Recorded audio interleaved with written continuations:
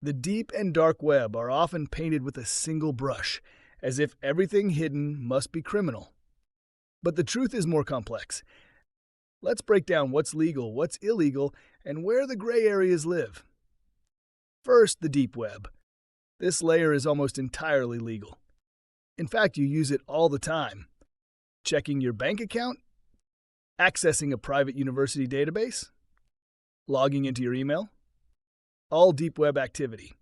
It's simply content that isn't indexed by search engines, but it's completely normal and legal.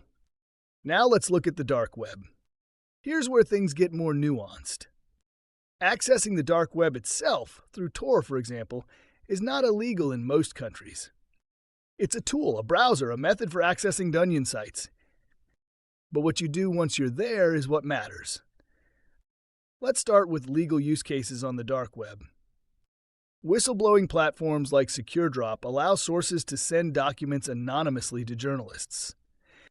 Political activists in repressive regimes use the dark web to organize, share information, and avoid surveillance.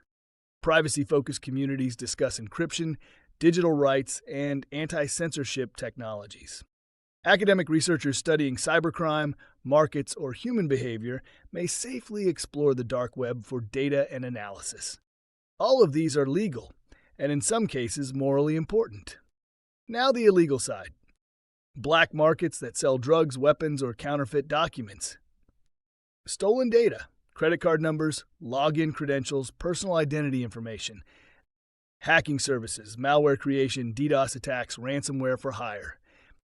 Child exploitation and abuse materials. This is not only illegal, but deeply unethical and heavily policed. Law enforcement around the world monitors these illegal spaces constantly. But here's the key. The dark web isn't illegal. Only some of its content and uses are. Just like roads aren't illegal because some people speed or drive drunk. One of the most important lessons in this course is learning how to use these tools ethically. Anonymity isn't a license to do harm.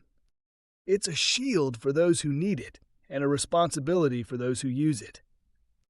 If you're a journalist, researcher, security analyst, or simply someone who values privacy, the dark web can be a vital resource when used properly. And knowing the legal boundaries is the first step to staying safe and staying ethical.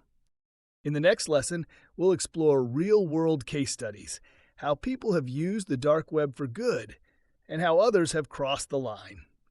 Let's continue.